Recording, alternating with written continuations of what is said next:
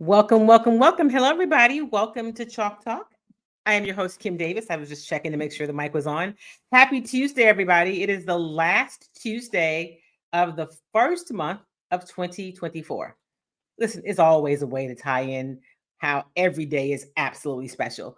Welcome to Chalk Talk. I am your host, Kim Davis. Super excited to be with you today. And man, I'm excited about still the fact that I still have one more day in January to get some of the things done to start off my 2024 that I wanted to do. I'm making some progress, but I'm behind, y'all.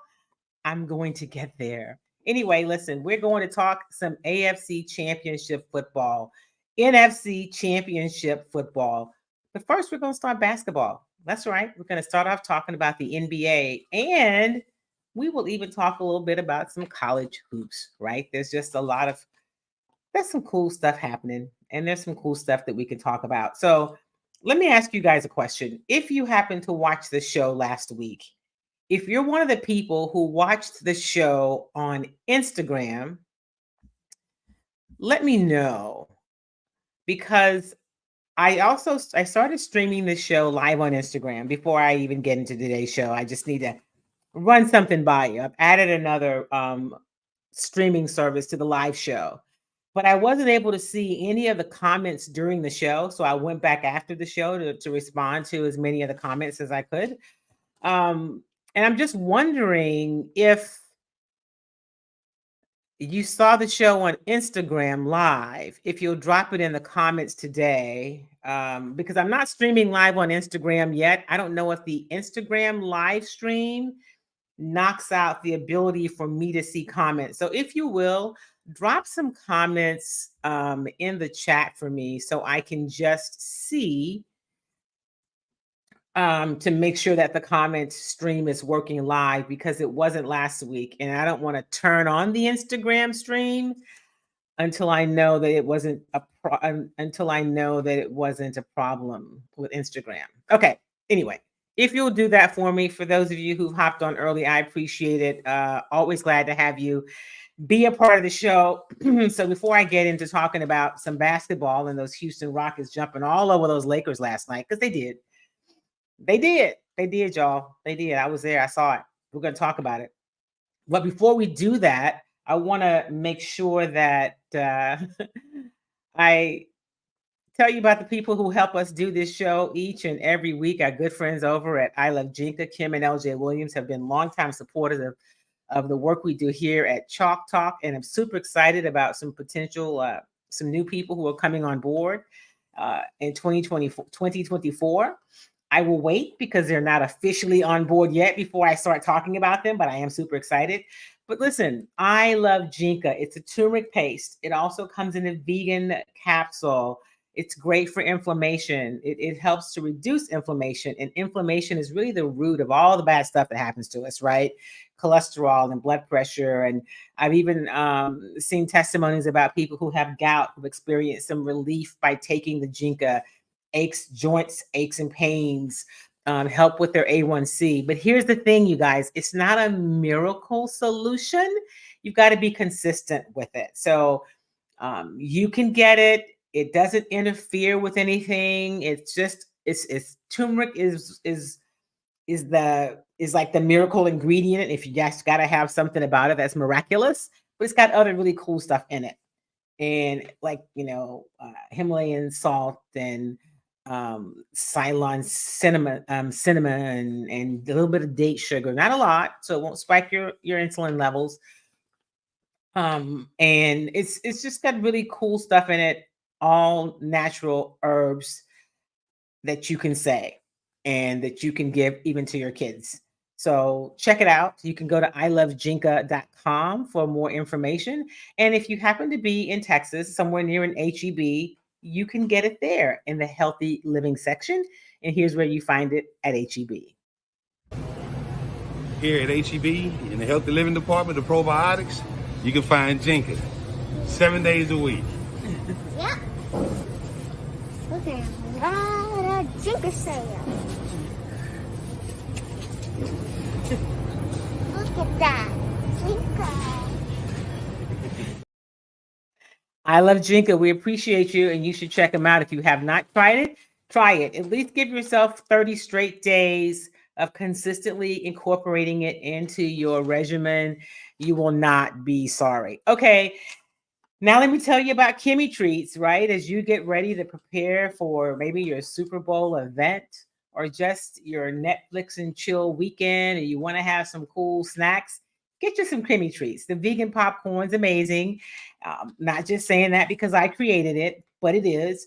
If you are in Houston, you can go over to Sunshine's Vegetarian Deli over near the medical center on Old Spanish Trail between 288 and Almeda. I took a fresh batch of everything. So they've got popcorn, they've got the Kimmy corn, they've got Kimmy bars, and they've got the cookies. The cookies are back in stock. The gluten-free white chocolate chip cookies. You will not be disappointed. If you're not in Houston and you're feeling like, man, I feel kind of left out at what's in Kimmy Treats, don't worry. You too can have Kimmy Treats. Just go to kimmytreats.com, and here are some of the choices that you can choose from.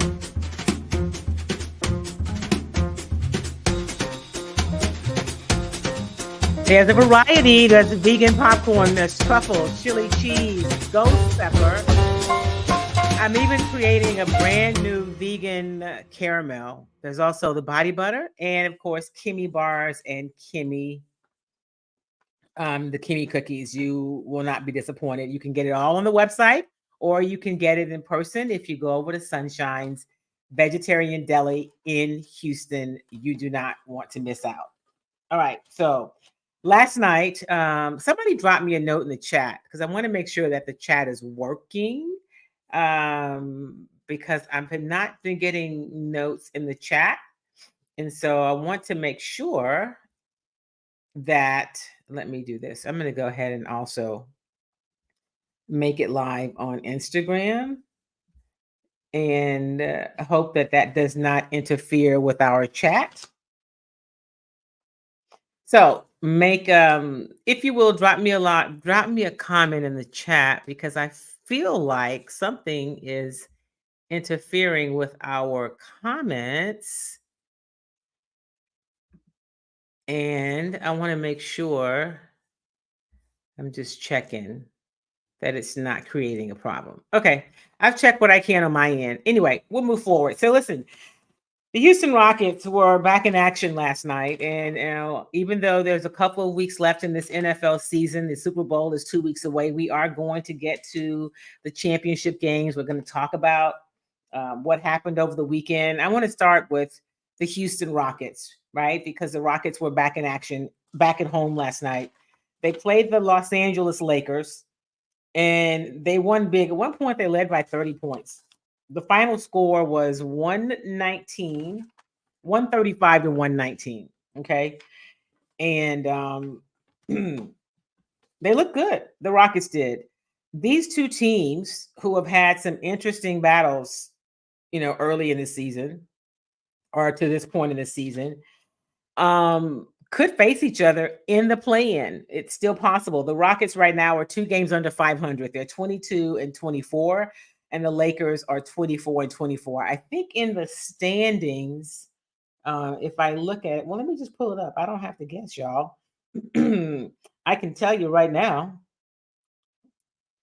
about the standings. So if the playoffs started today, let me go back to the playoffs. And the Western Conference, so the Lakers right now are in the 9th spot, and the Rockets are in the 11th spot, right? So you know that the top 10 teams get in because you have teams that have to go in. There's a play-in tournament. So they're still in the hunt. They could very well finish the season in the play-in tournament, and they could be facing off with the Los Angeles Lakers. Time will tell. So the fact that these two teams go at it the way they do is, nothing short of fascinating. So last night, both Alperen Sengun and Jalen Green had 30 plus points. They both look really good. They're both in their 3rd season. And there's been a lot of talk about Jalen Green, how he's playing, how he's not playing. There's been some criticism, some of it fair, about his struggles early on, but man, has he been fighting through it. And in recent games, he's really, really, you can see how he's working. Well, you could see how he's been working throughout the season, but really how you say the fruits of his labor are really showing up. So last night, his line was 12 of 23. He was 4 of 10, so it was 40% from the 3-point line.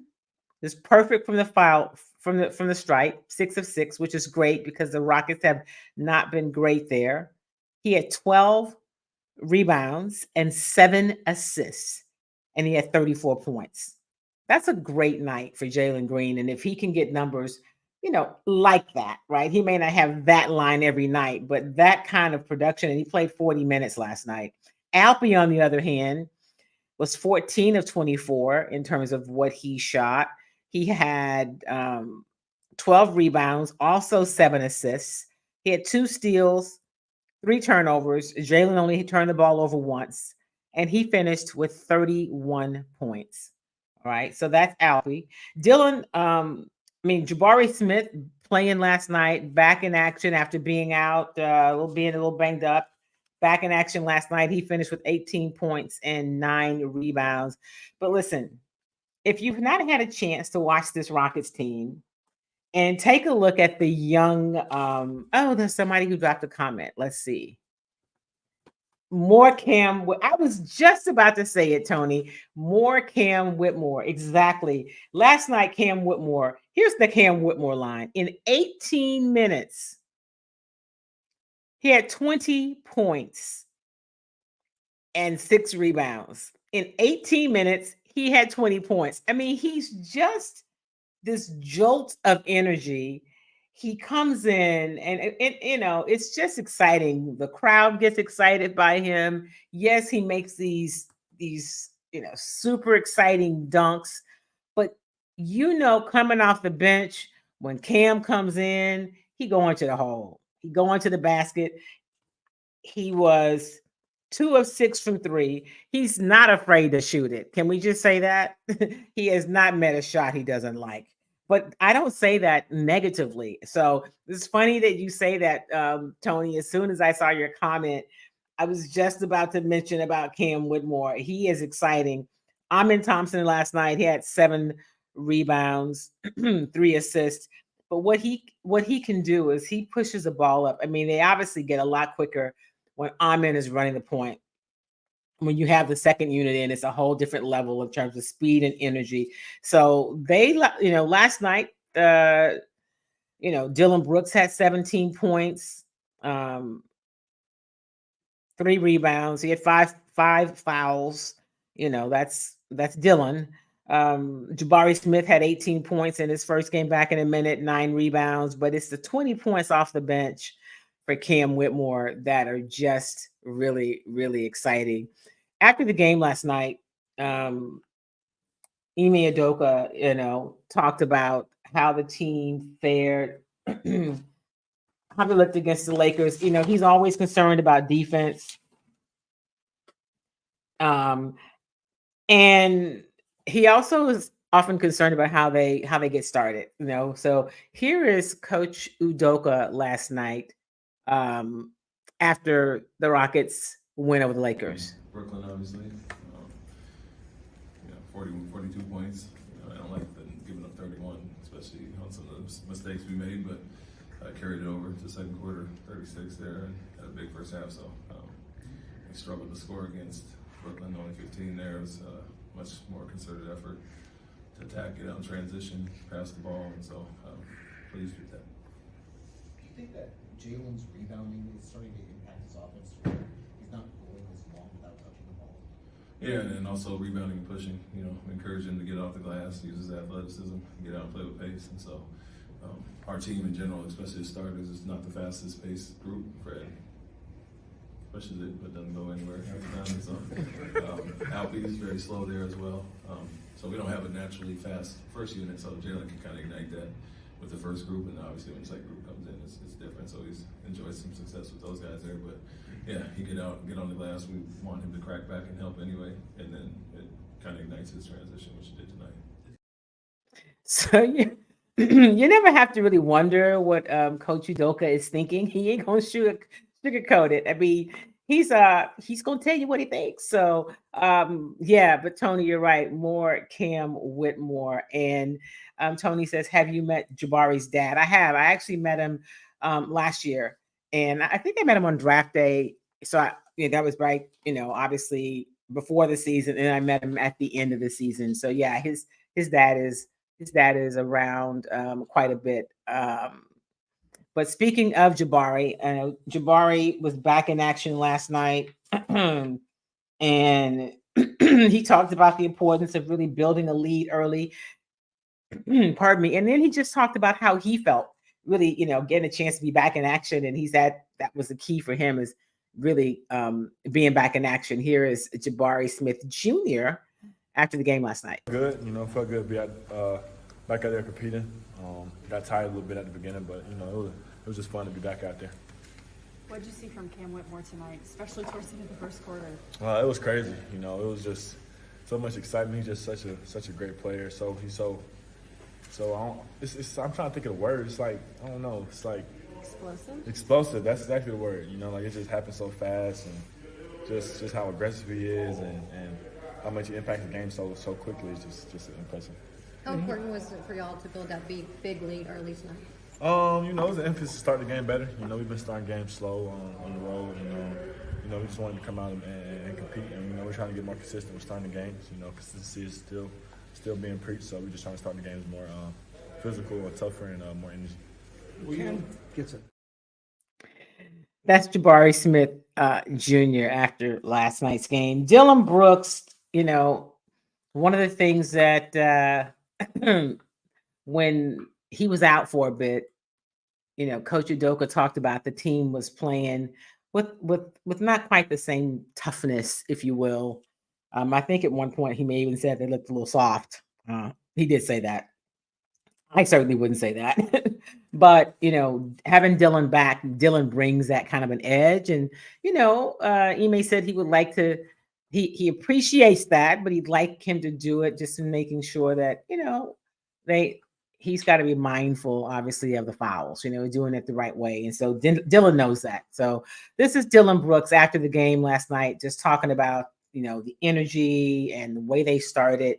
And if this team is getting the swag back. Energy and effort tonight, first half. I feel like we did a great job coming out with a lot of energy. Our bench had a lot of energy, starting with Cam.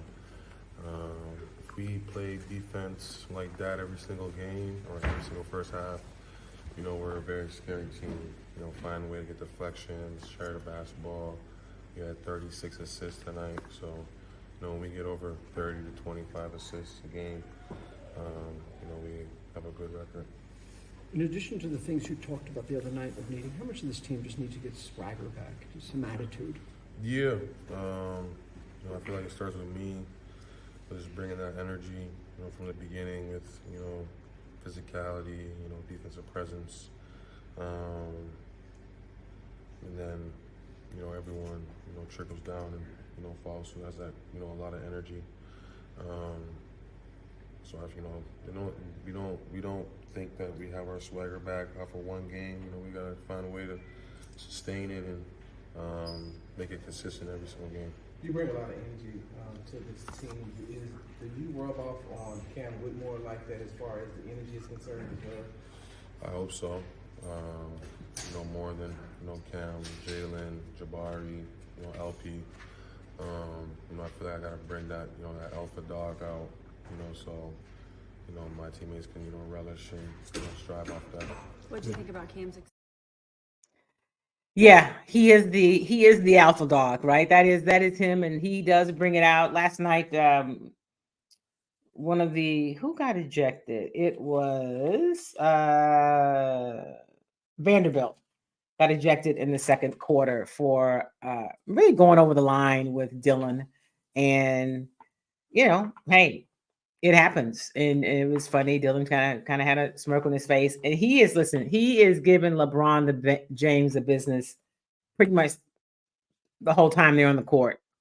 And that's how he plays. And as long as he plays in a way that doesn't cross the line, right? Like Ime says, you know, bringing the edge, bringing the energy, but not, not crossing the line in terms of, with the fouls, that the wrong kind of fouls. You don't want to do that. And so Dylan knows that, but Dylan's never going to get the benefit of the doubt just because of his history.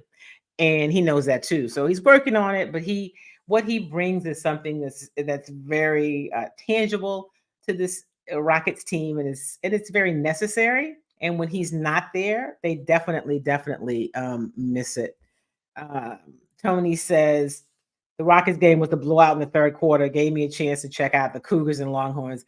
Yeah, they were up by 30 at one point in the third quarter, and then there was that game in Austin with the Cougars and Longhorns. They will face off again because now the Cougars are in the Big 12. Now the Longhorns will have to come and play at the Fertitta Center in Houston. So you got a chance to see what sounds like it was a really exciting game. Let me also let you hear from Jalen Green last night. And Ime Udoka has been talking about how he wants Jalen to play throughout the year, and Jalen's been working on it. And so one of the questions asked last night of Jalen was, do you feel like you're doing more of what Coach Udoka wants in terms of what he's looking for out of you? And here is Jalen really talking about where he is in terms of his improvement. And he says not just what Coach Udoka wants, but also what he wants for himself. These 3 games you've just put together, are you building one upon another, like either confidence or moves or whatever it is? That's the plan, brick by brick. What are you doing? Well, how do you take one to the next? Just got a chance to watch film, locking with the coaches, and some mindset. Has the rebounding helped with your offense? Yeah, being able to just rebound and, get on transition, push, touch the paint. If I don't got nothing, if my guys are on 3-point line, they can create. So, yeah, just really running, playing fast. Ever since Coach got here, he's talked a lot about wanting to see you develop more into an all-around player. Yeah. How do you feel you are kind of like meeting up to that expectation now? I'm building on it. I know that's what he wants from me. That's what I want for myself. So, yeah, I think, like I said, brick by brick, we're just going to keep learning and growing each game. The last 5 games, you're averaging 26.8 points a game. How are you able to block out all of the negative chat and things like that? Just play your game. Let's just delete stuff. Delete stuff.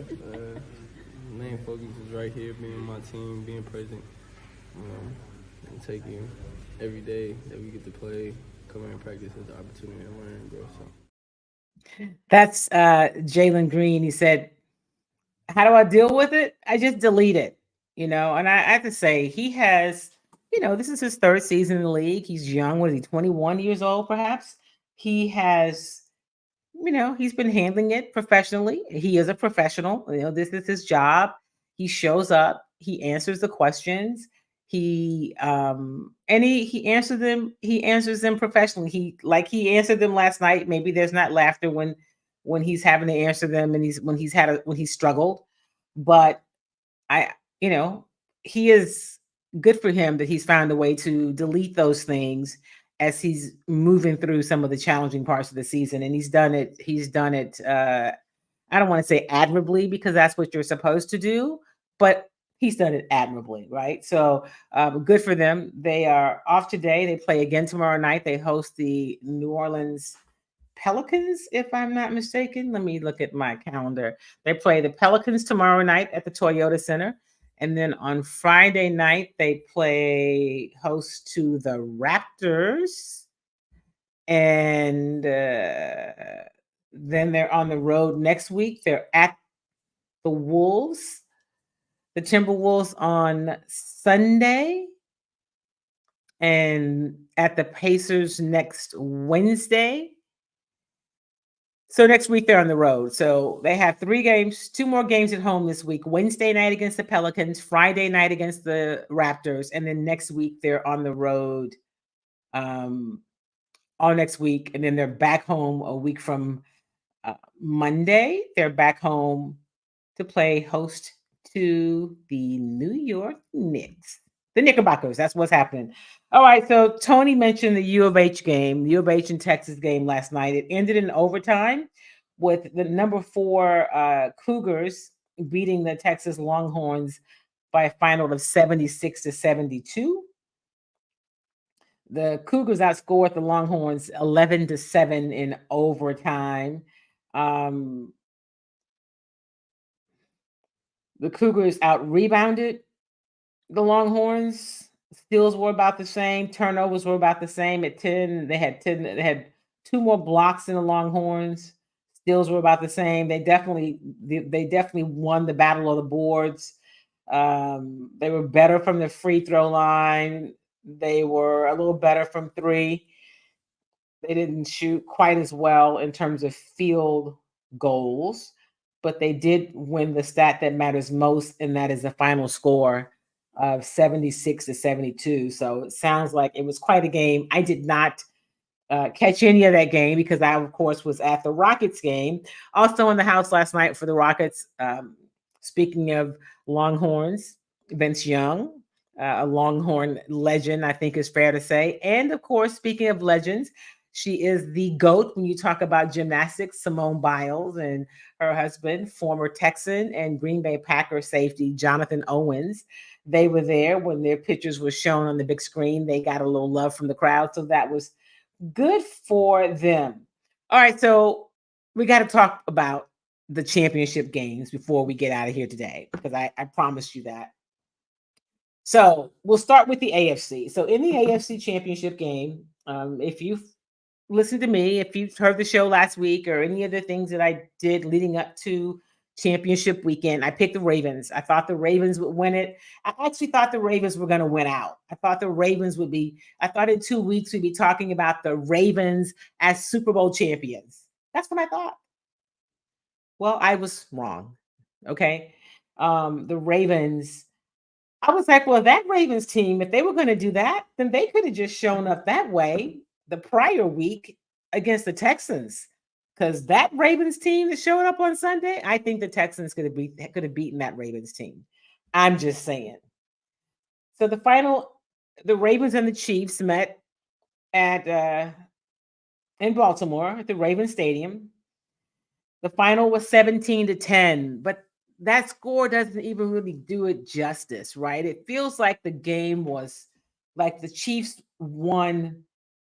The win was bigger than 17-10. That's what it felt like watching it. So let me look at some of the numbers.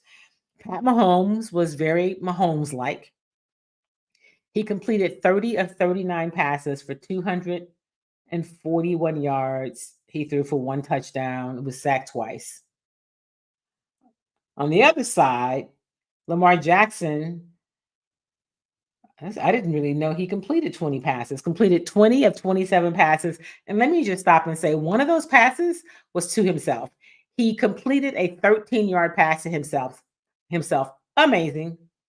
He threw for 272 yards. His passer rating was 75, and his completion percentage was 54. He threw 1 touchdown. He was intercepted once, and he was sacked 4 times. All right.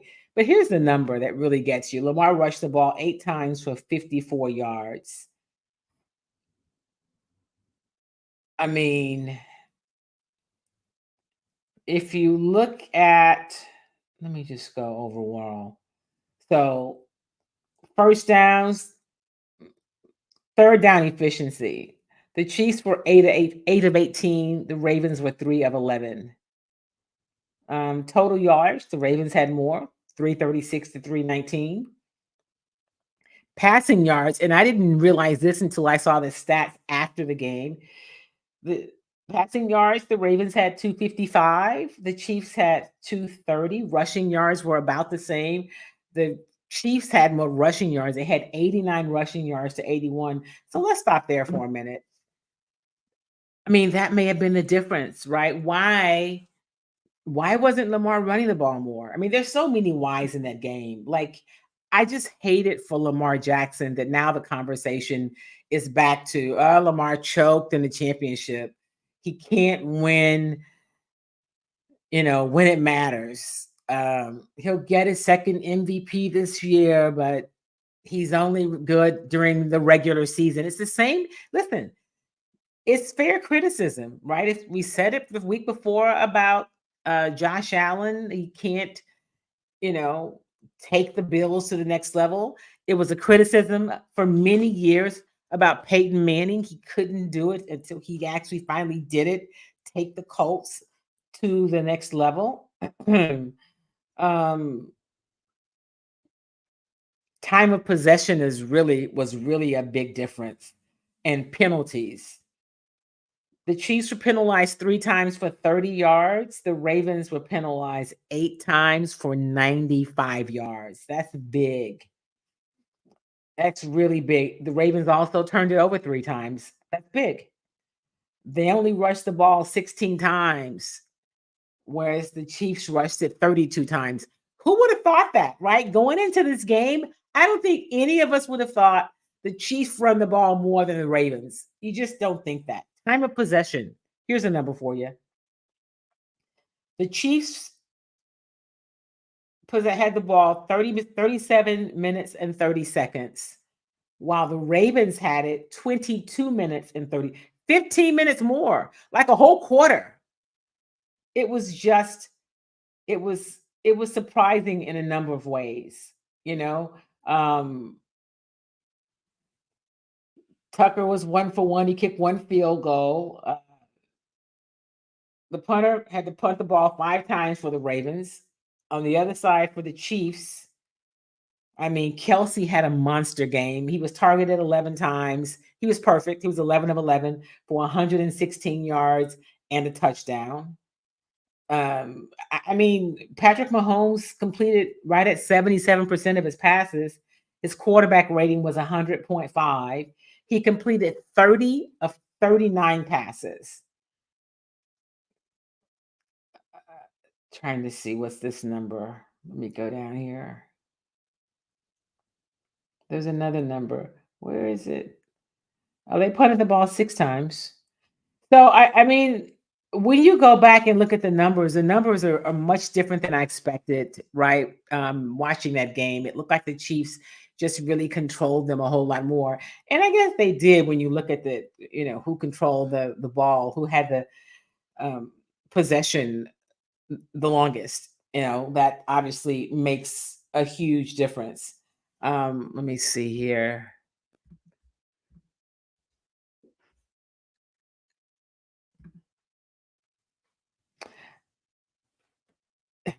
Tony says, robbed of Baltimore and Detroit unique fan bases in the Super Bowl. I know. I was so now Detroit was right there. Like they were right there. And Tony, I'd love to know what you think. Do you have a problem with the way Dan Campbell called that game? Because after the game, he said, listen, I wouldn't do it differently. Basically, this is how we got here because I call the games this way. I want to know if you saw that game, and you obviously did, Tony. I imagine you did. Did you have a problem with the way Dan Campbell called that game? Do you think he should have kicked the field goal twice, or at least after he missed the first one, should he have kicked it the second time? What are your thoughts about it? And that would have been a unique fan basis in the Super Bowl, something different for sure. And then Tony says, I don't get the Josh Allen criticism. He plays pretty well in his playoff losses. Yeah, I'm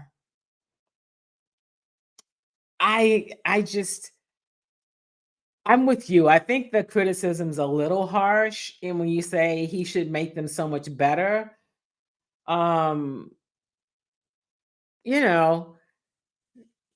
he plays pretty well. I don't know that, and I listen to it. I think really when I hear Ryan Clark talk about it, and Ryan says, and he's consistent though, whether it's, Josh Allen or now it's Lamar, Lamar Jackson, that the quarterback are you good enough to take your team to the next level? Because that is what the great quarterbacks do. So his point was, you can't really call Josh Allen great because he didn't do the thing that a great quarterback is supposed to do. So I think it's a fair argument. It's an interesting argument, but I mean, he played, not the same as the way Lamar played. I don't think you can't really say Lamar played well on Sunday. I think last week you could say Josh played pretty well. So, Tony says Dan Campbell could have run up 27-10, kicked the field goal.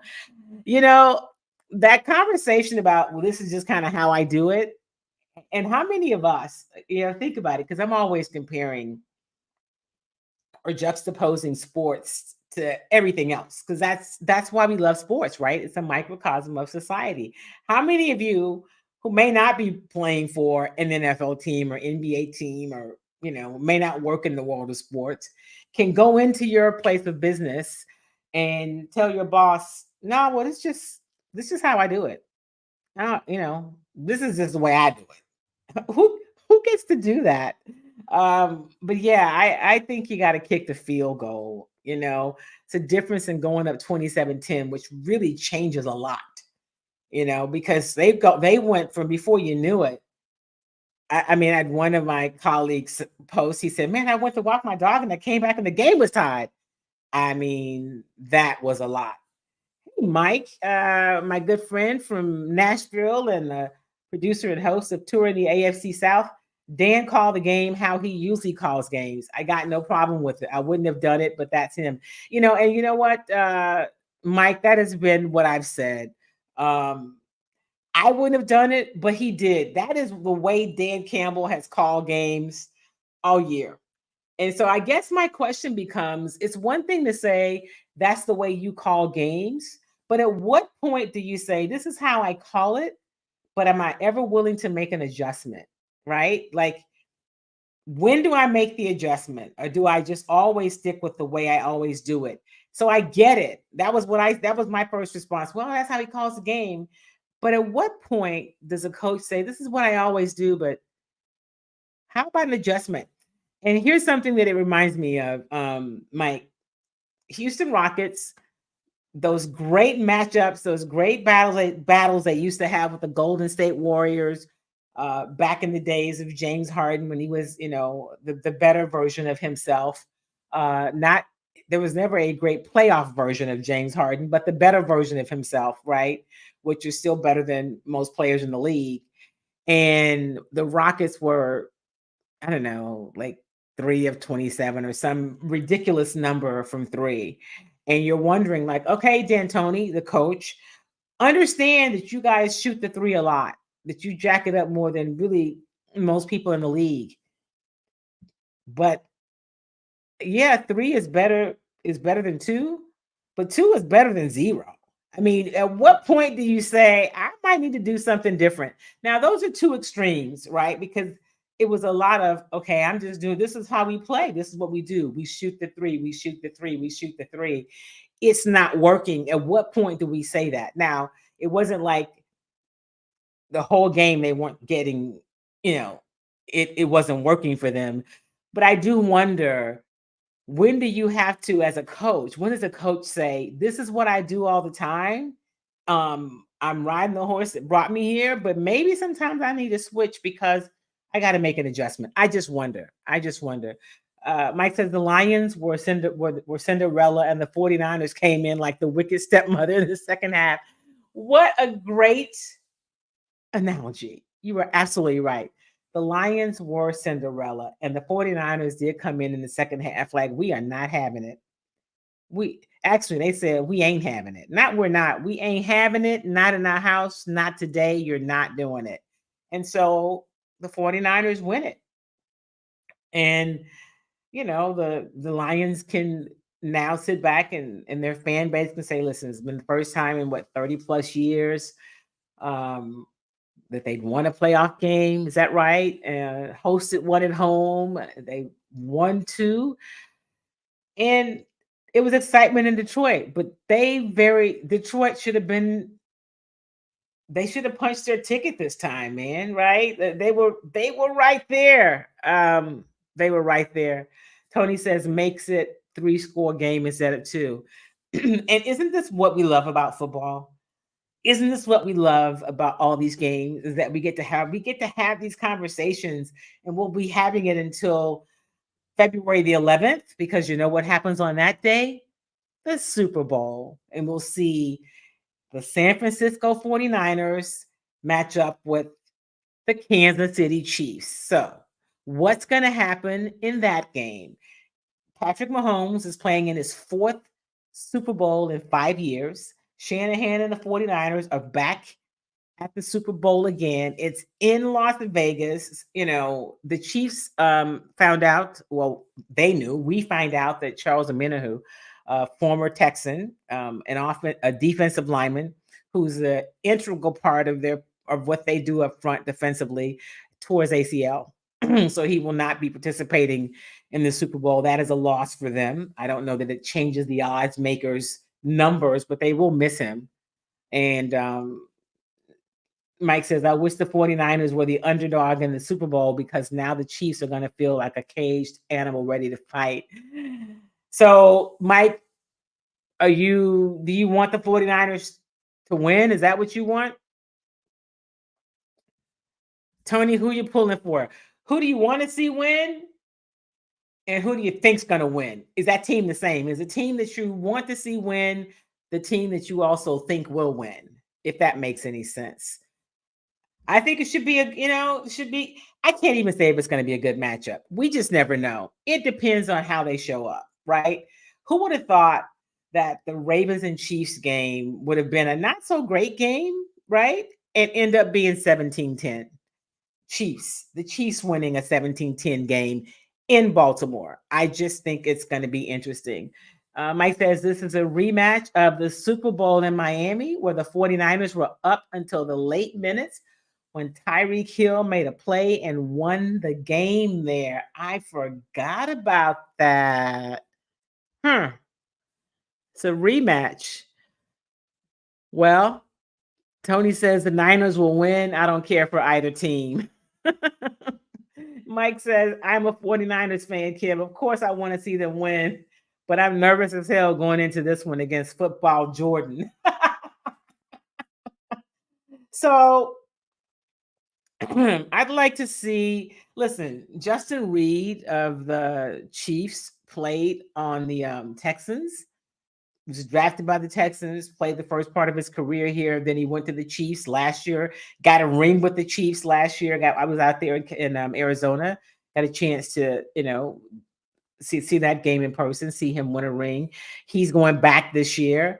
And, when you know somebody, you pull for them. But there's something about that 49ers team. I just would like to see them do well. And it's time for somebody else to win. I'm that person too. It's time for somebody else to win. Nothing against Patrick Mahomes or the Chiefs or any of you who are Chiefs fans, but I don't like a whole lot of domination, right? So let the 49ers, and listen, Mike, you heard Jamel Hill talk about it. People have been disrespecting Purdy and the 49ers. And so as long as they got a Christian McCaffrey and a Debo and some of those pieces they have, I don't know that you have to be too nervous, worried about Football Jordan. It should be interesting, right? It really should. And you know what? I remember that game. That game was in Houston when Kyle Shanahan was the offensive coordinator of the Atlanta Falcons. Mike says, I want to see Kyle Shanahan exercise the demons from the 28-3 game where he was the offensive coordinator of the Falcons, and they lost the Super Bowl appearance. It wasn't against the Chiefs. It was against the Patriots. And they were playing here at NRG Stadium. And they were up at the half, and I don't know what happened to Shanahan. He got cute or something at the half and went away from everything they did. I don't know if it was like some super duper prevent that they went into, a prevent offense that he was playing. I know that doesn't necessarily really exist, but I was like sitting there going, what is he doing? What are they doing? What are they doing? I just could not believe it. They went into, that's what I called it. It was a prevent offense. he just went away from everything that it worked. And the Patriots said, okay, Belichick and Brady, back when they were doing what they do and doing what they did, and they lost. And he does need to exercise those demons. Yeah, he stopped running the football. It was it was a mess. So it will be interesting to see. Before I get out of here today, especially since Mike is here, and Mike is a guy that knows all things football. He knows other stuff too, especially about the AFC South. I want to know how you feel about the football hires that have been made, how you feel about those, especially the hire in Tennessee. And if you had to, as you looked at this Texans team, and I know that you're really familiar with all the teams in the AFC South, if you said, this is my top priority, if I were the general manager or head coach of this Texans team for this offseason, this is what it would be. What would that be for you, Mike Patton? I'd love to know. Mike also says, I was saying it happened where he lost leads late against the Pats in the 28-23 game and again against the Chiefs in Miami. Oh, got you. Yes, he did. Again against the Chiefs in Miami. Yeah, he just gets this has got to be the game, Mike. I'm with you. This has got to be the game where he exercises those demons. And for him, I hope he does. I hope he does. You like the Callahan hire? You can tell he really wants to be the coach and he is going to expand the passing game here and the offense. Listen, it should be exciting. This AFC South is no longer, it's been a while, but it is not the butt of the conferences in the AFC. You have the Texans, which are going to be players for a while because you've got some good quarterbacks in this conference, in this division. Anthony Richardson comes back and is healthy. You gotta look at the Colts. Obviously, you figure the Jaguars will, probably get it together. You can't really. It's way too early to count out Trevor Lawrence yet. Obviously, we know what CJ Stroud brings.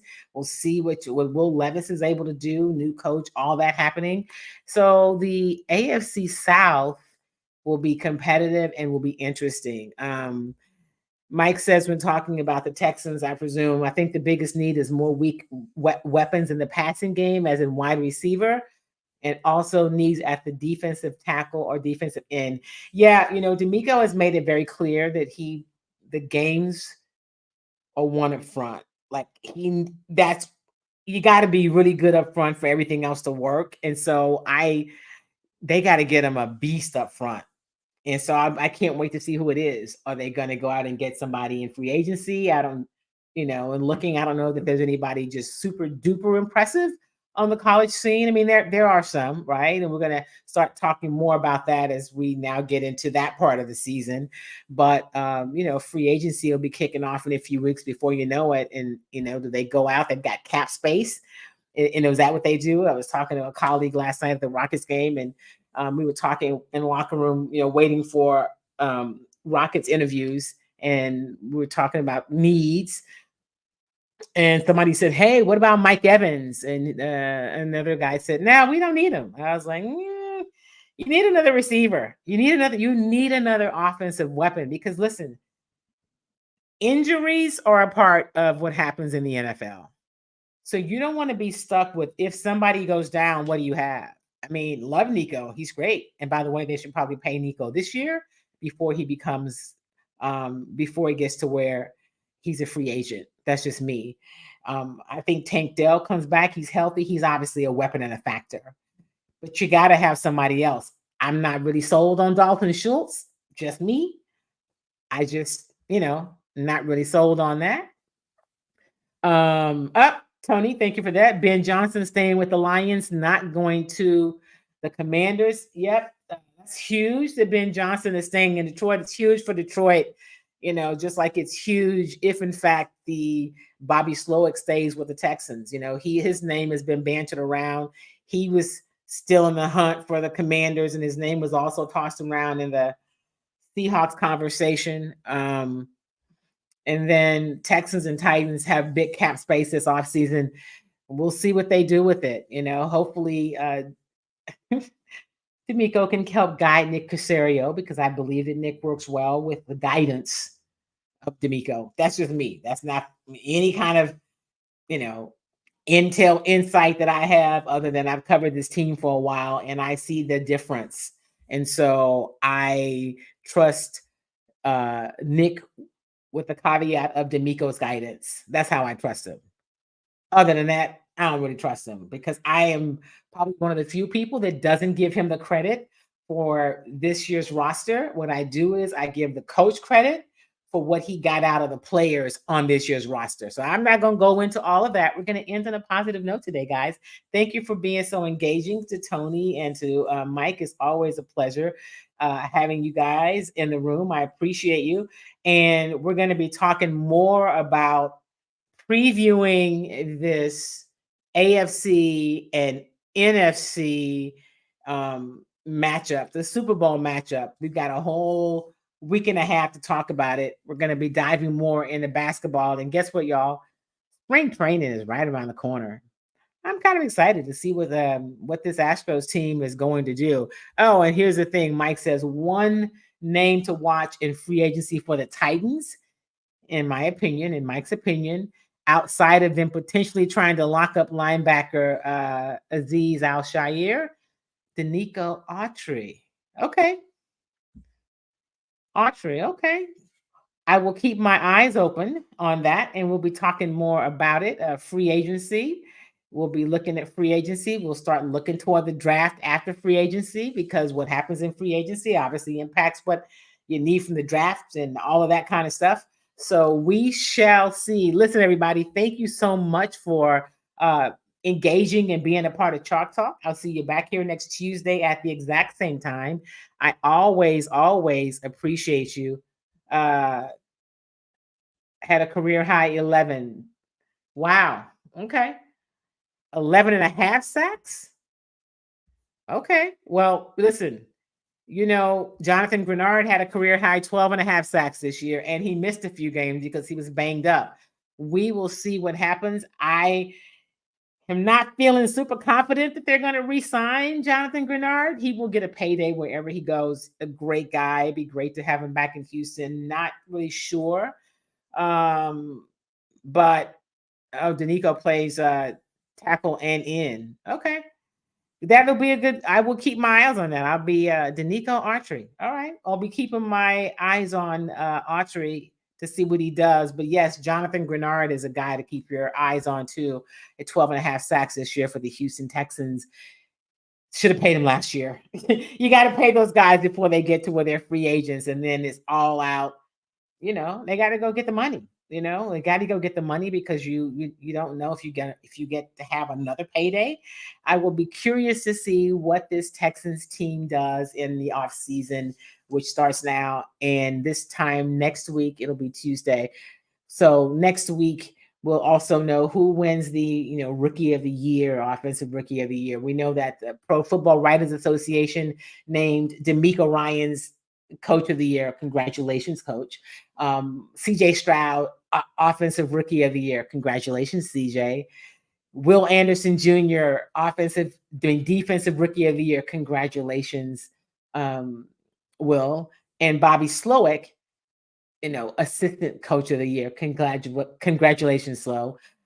But the big awards, of course, are probably the more coveted, and I use coveted because like any of those guys are coveting these awards. But the awards that are probably thought of on a little different level are the ones by the Associated Press. And so we'll see. I think we expect CJ Stroud is also going to be the Associated Press Offensive Rookie of the Year. Will Anderson Jr. is a good chance to be that Defensive Player of the Year. I think DeMeco Ryans should be the Coach of the Year, and Slow could be the assistant. We'll see. All that we'll keep you posted, and as I hear it, you'll hear it. All right. We are out of time for the day. Thank you guys as always for being a part of the show. Remember, make it a great week. Hey, we are in election season, so you know what I say. Make sure that you are registered to vote. If you stay registered, you don't have to get registered. I'm never going to tell you who to vote for, but I'm always going to encourage you to be registered and encourage you to vote. It is not just your right and a privilege, it is your responsibility. Get registered, everybody. Make sure you do that. And remember, do something kind for yourself and do something kind for somebody else. Make it a great week. Peace.